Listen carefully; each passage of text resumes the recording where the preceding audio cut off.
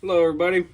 In this video we're going to discuss how to change out your lenses to go from cleaning mode to the welding and cutting setup. And it's going to be a pretty straightforward process, and probably one time through and you guys will be able to do it yourself. You need a 2mm Allen key, whether you got your own set that you like or you use the ones that came with the tool is up to you. So on this end here, this screws off. Put that aside. And then you're going to take out these 4 screws.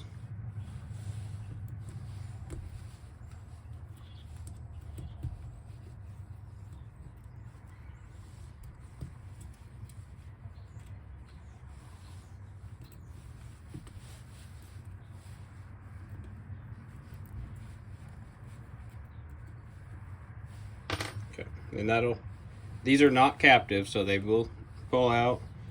So set those off to the side, pull that off. So this is a green O-ring on here that sometimes likes to stick, so make sure you pull that off and put it back in the groove here.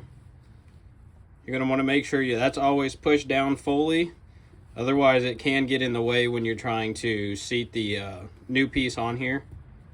So just make sure that's pushed down in there good. You can set that off to the side. This is actually a good time to thread this back on, so one less piece to try to lose.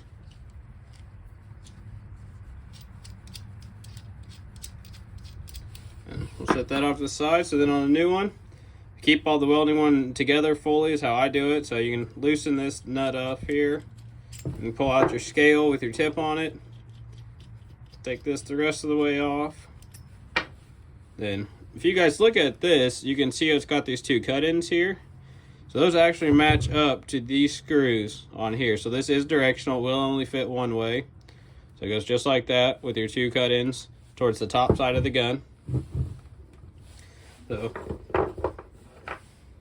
this came with black screws, so I haven't seen a length between them. I don't know why they're black versus silver, unless it just makes it easier for you to keep track of your hardware that way. So if you wanted to leave these in a nice safe location in case you ever did lose a screw, that'd probably be perfectly acceptable, but I keep the hardware together just because that's me. When you're putting these in, you want to make sure that you're getting them tight, but also don't go too crazy tight on them, because you don't want to end up stripping the heads out. As small as these screws are, it'd be very easy to damage the threads. It'd be very easy to strip the head out and then make it a nightmare to try to get it either back apart, or you got to use screws out of the other hardware set. So just something to keep in mind. So that's as simple as this is, and you can put your scale back in. Oops. Put that on. You can put your scale back in. Thread that down. Not going to go full tight on it, so we can set the scale up. Boom. Thread it most of the way down until we can start to see these tabs protruding here. And we're going to line the scale up at 0 with the top of one of those tabs. And tighten this down the rest of the way. And something to keep in mind, if you're using one of these welding tips on here, you will need to turn this at the end so that it lines up with your welding wire feeder, because that'll come up right through here.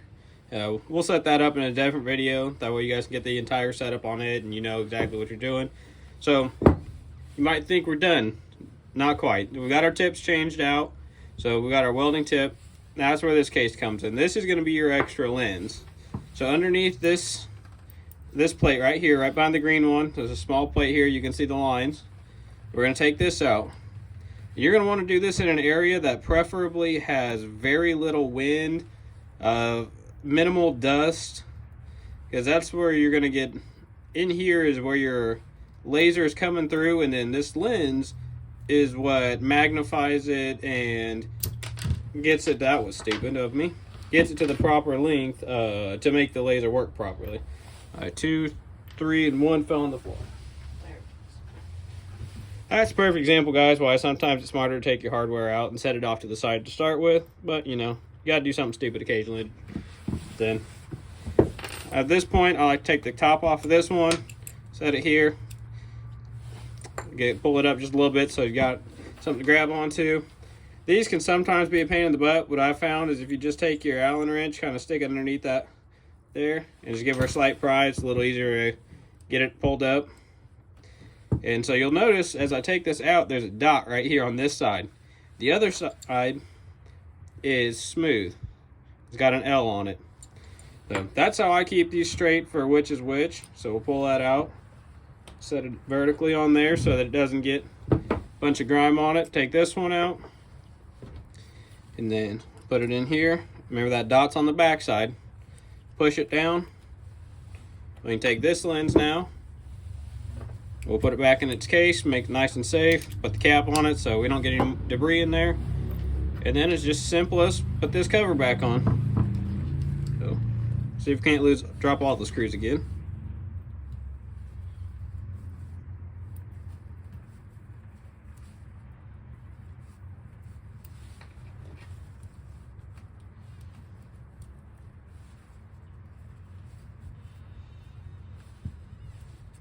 Again, make sure we get them tight, but not so tight that we're stripping the screws out or hurting threads.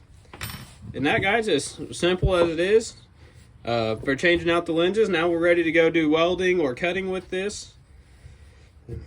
That's a fairly straightforward process, but again, it's always nice to see it done first time so you're not sitting there questioning, did I do it right? Am I wrong? Then now's a good time to take these screws, put them back in here. I found that sometimes if you put them in here and then tighten this back down all the way, that a little bit of overlap will sometimes hold them in, but I've also still had them fall out. So just put them in a baggie or something, they'll be good to go. So till next time, guys, y'all have a good one.